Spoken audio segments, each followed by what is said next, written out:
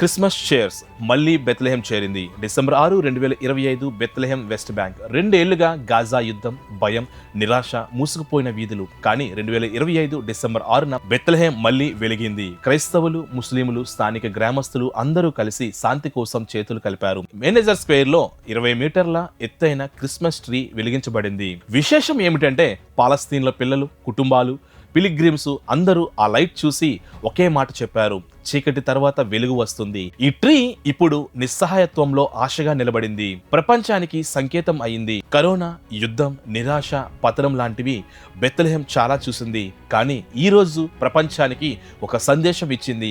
విశ్వాసం నిలిచి ఉంటే సంబరం తిరిగి వస్తుంది. ఇళ్లల్లో చిన్న చిన్న అలంకరణలు, చర్చిల్లో ప్రార్థనలు, వీధుల్లో సంగీతం. బెత్లెహెం మళ్ళీ ఒక జీవంతో నిండిన పండుగ నగరంగా కనిపించింది. ఇది స్థానిక వ్యాపారులు, టూరిజం, పిలిగ్రిమ్స్ అందరికీ ఒక క్రొత్త శ్వాసనిచ్చింది.